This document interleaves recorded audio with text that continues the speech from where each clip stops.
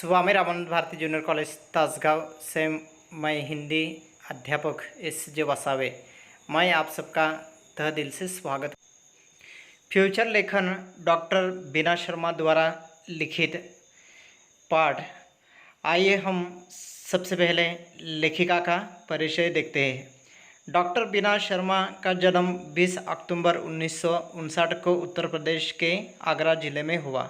आप लेखिका एवं कवित्री के रूप में चर्चित हैं।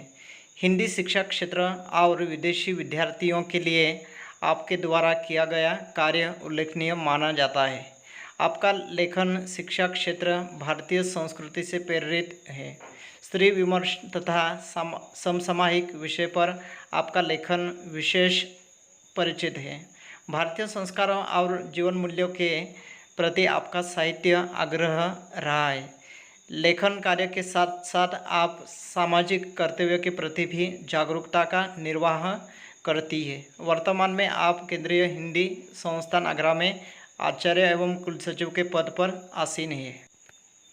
लेखिका की प्रमुख कृतियाँ: हिंदी शिक्षण, अंतर्राष्ट्रीय परिप्रेक्ष्य, भारतीय सांस्कृतिक प्रतीक आदि। कहानी के बारे में लेखिका का मत: कहानी में संश्लिष्टता तत्व होने के कारण पढ़ने में शिथिलता नहीं आती। जीवन के अनुभव संक्षेप में अवगत हो जाते हैं। कम पात्र द्वारा जीवन का बृहद पट रखना कहानी की विशेषता। गागर में सागर भरना वाली कहावत कहानी पर चरितार्थ होती है। कहानी में जीवन के किसी एक प्रसंग अथवा अंश का उद्घाटन रहता है। आगे पाठ परिचय। यहाँ फ्यूचर लेखन की प्रस्तुति कहानी के माध्यम से की गई है। फ्यूचर लेखन पत्रकारिता क्षेत्र का मुख्य आधार स्तंभ बन गया है। फ्यूचर का मुख्य कार्य किसी विषय का सजीव चित्रण पाठक के सम्मुख करना होता है। प्रस्तुत पाठ में फ्यूचर लेखिका स्नेहा के माध्यम से फ्यूचर लेखन का स्वरूप, उसकी विशेषता, प्रकार आदि पर प्रकाश डाला गया है। साथ ही लेखिका ने इस तथ्य को हमारे सामने रखा है कि फ्यूचर लेखन का क्षेत्र रोजगार का माध्यम बन सकता है तथा समाज के सम्मुख सच्चाई का दर्पण रख सकता है। इस तरह से यह पाठ परिचय रहा। आगे हम पाठ की तरफ आगे बढ़ते हैं। फ्यूचर को अंग्रेजी शब्द फ्यूचर के पर्याय के तौर पर फ्यूचर कहा जाता है। हिंदी में फ्यूचर के लिए रूपक शब्द का प्रयोग किया जाता है, लेकिन फ्यूचर के लिए हिंदी में प्रायः फ्यूचर शब्द का ही प्रयोग होता है। फ्यूचर का सामान्य अर्थ होता है किसी प्रकरण संबंधी विषय पर प्रकाशित आलेख है, लेकिन यह लेख संपादकीय पृष्ठ पर प्रकाशित होने वाले विवेचनात्मक लेखों की तरह समीक्षात्मक लेख नहीं होता है। फ्यूचर समाचार पत्र में प्रकाशित होने वाली किसी विशेष घटना, व्यक्ति, जीव जंतु, तीज त्योहार, दिन, स्थान, प्रकृति, परिवेश से संबंधित व्यक्तिगत अनुभूतियों पर आधारित वह विशिष्ट आलेख होता है जो कल्पनाशीलता और सृजनात्मक कौशल्य के साथ मनोरंजक और आकर्षक शैली में प्रस्तुत किया जाता है। अर्थात फ्यूचर किसी रोचक विषय पर मनोरंजक ढंग से लिखा गया विशिष्ट आलेख होता है। आगे हम फ्यूचर लेखन के प्रकार देखते हैं। फ्यूचर लेखन के प्रकार: 1. व्यक्तिपरक फ्यूचर लेखन। 2. सूचनात्मक फ्यूचर लेखन। 3. विवरणात्मक फ्यूचर लेखन। 4. विश्लेषणात्मक फ्यूचर लेखन। 5. साक्षात्कार फ्यूचर लेखन। 5. विज्ञापन फ्यूचर लेखन आदि। फ्यूचर लेखन की विशेषताएं: 1. किसी घटना की सत्यता या तथ्यता फ्यूचर का मुख्य तत्व होता है। एक अच्छे फ्यूचर को किसी सत्यता या तथ्यता पर आधारित होना चाहिए। फ्यूचर का विषय समसामयिक होना चाहिए। फ्यूचर का विषय रोचक होना चाहिए या फ्यूचर को किसी घटना के दिलचस्प पहलुओं पर आधारित होना चाहिए। फ्यूचर को शुरू से लेकर अंत तक मनोरंजक शैली में लिखा जाना चाहिए। फ्यूचर को ज्ञानवर्धक, उत्तेजक और परिवर्तन सूचक होना चाहिए। फ्यूचर लेखन किसी घटना की सत्यता या तथ्यता को अपनी कल्पना का पुट देकर फ्यूचर में तब्दील करता है। फ्यूचर को सीधा सपाट ना होकर चित्रात्मक होना चाहिए। फ्यूचर की परिभाषा सरल, सहज और स्पष्ट होने के साथ साथ कलात्मक और बिंबात्मक होनी चाहिए। फ्यूचर लेखन की प्रक्रिया: 1. विषय का चयन, 2. सामग्री का संकलन, 3. फ्यूचर योजना। विषय का चयन: किसी भी फ्यूचर की सफलता इस बात पर निर्भर करती है कि वह कितना रोचक, ज्ञानवर्धक और उत्प्रेरित करने वाला है। इसलिए फ्यूचर का विषय समयानुकूल, प्रासंगिक और समसामयिक होना चाहिए।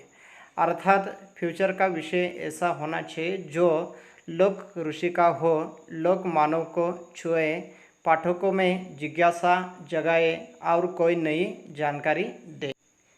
आगे सामग्री का संकलन। फ्यूचर का विषय तय करने के बाद दूसरा महत्वपूर्ण चरण है विषय संबंधी सामग्री का संकलन। उचित जानकारी और अनुभव के अभाव में किसी विषय पर लिखा गया फ्यूचर उबाऊ हो सकता है। विषय से संबंधित उपलब्ध पुस्तकों, पत्र पत्रिकाओं से सामग्री जुटाने के अलावा फ्यूचर लेखक को बहुत सामग्री लोगों से मिलकर कई स्थानों में जाकर जुटानी पड़ सकती है। फ्यूचर की योजना: फ्यूचर से संबंधित पर्याप्त जानकारी जुटा लेने के बाद फ्यूचर लेखन को फ्यूचर लिखने से पहले फ्यूचर का एक योजनाबद्ध क्रम बनाना चाहिए। फ्यूचर लेखन की संरचनाएं: 1. विषय प्रतिपादन या भूमिका, 2. विषय वस्तु की व्याख्या या परिभाषा, 3. निष्कर्ष। उसमें एक विषय प्रतिपादन या भूमिका।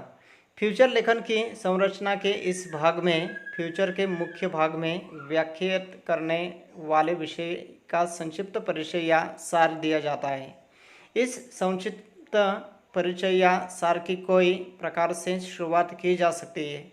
किसी प्रसिद्ध कहावत या उक्ति के साथ विषय के केंद्रीय पहलू का चित्रात्मक वर्णन करके, घटना की नाटकीय प्रस्तुति करके, विषय से संबंधित कुछ रोचक सवाल पूछकर मीका का आरंभ किसी भी प्रकार से किया जाए।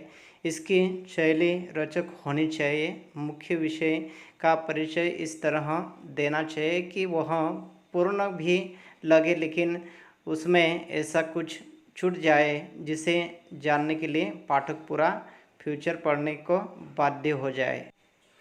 विषय वस्तु की व्याख्या या परिभाषा: फ्यूचर की भूमिका के बाद फ्यूचर के विषय या मूल संवेदना की व्याख्या की जाती है। इस चरण में फ्यूचर के मुख्य विषय के सभी पहलुओं को अलग अलग व्याख्यात किया जाना चाहिए, लेकिन सभी पहलुओं की प्रस्तुति में एक प्रत्यक्ष या अप्रत्यक्ष क्रमबद्धता होनी चाहिए।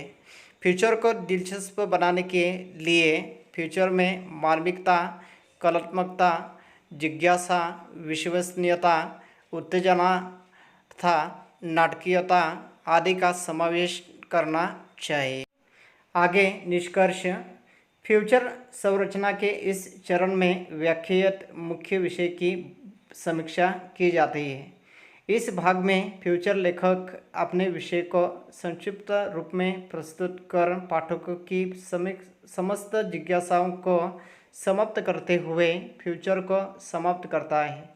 साथ ही वह कुछ सवालों को पाठकों के लिए अनुत्तरित भी छोड़ सकता है और कुछ नए विचार सूत्र पाठकों से सामने रख सकता है, जिससे पाठक उन पर विचार करने को बाध्य हो सके। फ्यूचर संरचना से जुड़े अन्य महत्वपूर्ण पहलू। फ्यूचर लेखन का शीर्षक किसी रचना का यह एक जरूरी हिस्सा होता है और यह उसकी मूल संवेदना या उसके मूल विषय का बोध कराता है। फ्यूचर का शीर्षक मनोरंजक और कलात्मक होना चाहिए, जिससे वह पाठकों में रोचकता उत्पन्न कर सके। फ्यूचर लेखन में छायाचित्र होने से फ्यूचर की प्रस्तुति कलात्मक हो सकती है, जिसका पाठक पर अनुकूल प्रभाव पड़ता है। विषय से संबंधित छायाचित्र देने से विषय और भी मुखर हो उठता है।